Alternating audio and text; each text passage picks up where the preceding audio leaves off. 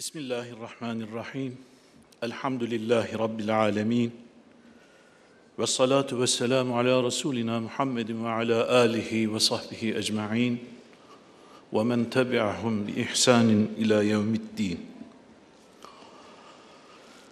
Bizleri iman, hidayet ve izzet bahşeden, yüzümüzü aynı kıbleye döndüren, kalplerimizi aynı duygularla buluşturan Yüce Rabbimize sonsuz hamdü senalar olsun.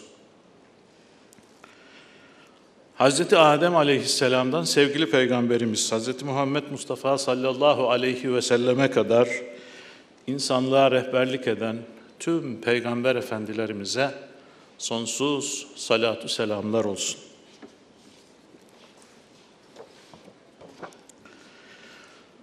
Hazreti İbrahim'in lisanıyla İnsanlığa duyurulan ilahi davete icabet ederek Allah'ın evini ziyaret etmeye niyet eden bütün kardeşlerimizden Cenab-ı Hak razı olsun. Değerli misafirler, Hac ve Umre Koordinasyon Kurulumuzun kıymetli temsilcileri, basınımızın güzide temsilcileri, başkanlığımızın kıymetli mensupları, Mekke ve Medine kutsal topraklar hasretiyle ekranları başından bu heyecana ortak olan aziz kardeşlerim, hepinizi hürmet ve muhabbetle selamlıyorum. Allah'ın selamı, rahmeti, bereketi üzerimize olsun.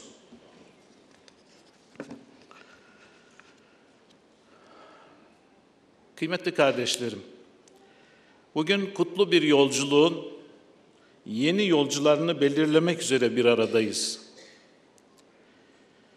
Büyük bir özlem ve heyecanla beklediğimiz 2026 yılı haccı için kura çekimini bugün bu saatte burada noterimizin huzurunda gerçekleştireceğiz inşallah. Bünyesinde pek çok hikmeti ve güzelliği barındıran hac ibadeti aynı zamanda bir tevhid ve vahdet yolculuğudur. Aynı kitaba iman edenlerin, aynı peygambere ümmet olanların, aynı kıbleye yönelenlerin büyük bir aşk ve heyecanla bir araya geldikleri muazzam, mahşeri bir kardeşlik buluşmasıdır.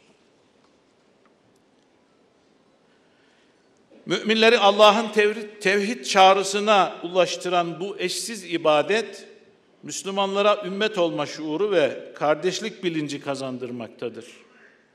Irkı, dili, rengi ve ülkesi farklı milyonlarca Müslüman aynı inanç ve duygularla bir araya getirmekte, vahdet potasında eritmektedir.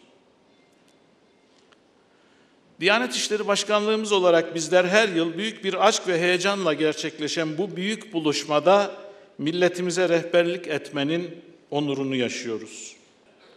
Hac için yola çıkan bütün kardeşlerimizi Duyufur Rahman, Rahman'ın birer misafiri olarak görüyoruz.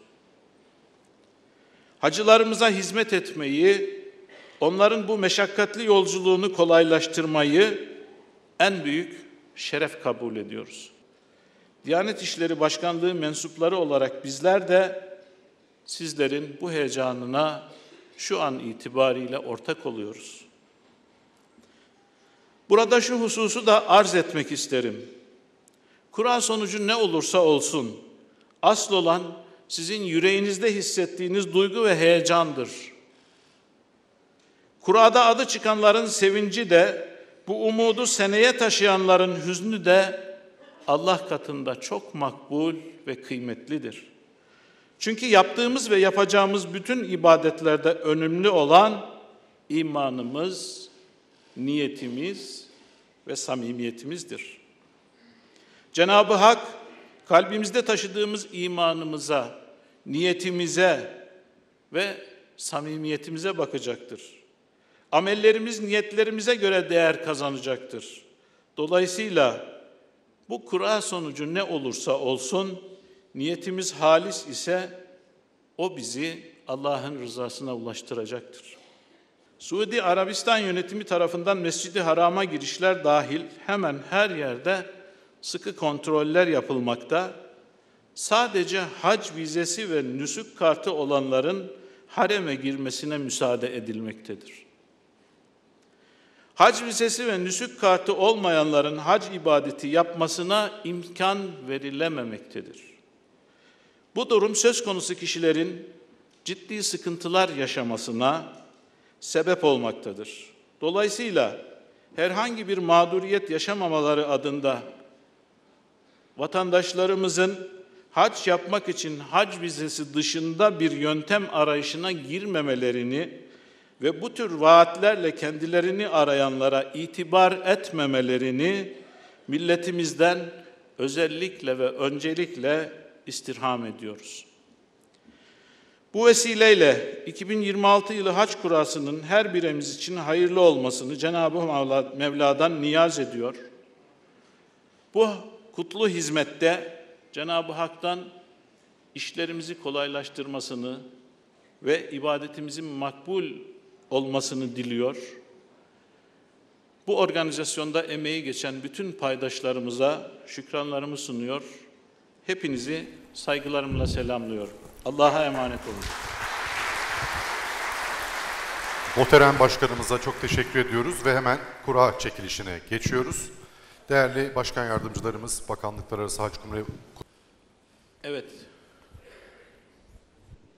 Saygıdeğer misafirlerimiz, ekranları başında bizleri heyecanla bekleyen kıymetli vatandaşlarımız, 2026 yılı Hac Organizasyonu kurallarının ülkemiz, milletimiz, hacı adaylarımız ve kurumumuz adına hayırlı uğurlu olmasını Cenab-ı Hak'tan niyaz ediyor ve kura işlemini Ya Allah, Bismillah diyerek başlatıyoruz efendim.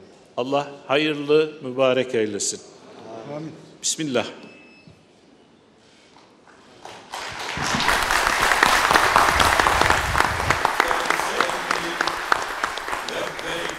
Ankara ilimizin kura çekilişini şu anda canlı olarak izliyoruz. Hem Diyanet TV ekranlarında hem de Hac Umre Hizmetleri Genel Müdürlüğümüzün YouTube sayfasında binlerce, yüz binlerce hacı adayımız şu anda çekilişi takip ediyorlar.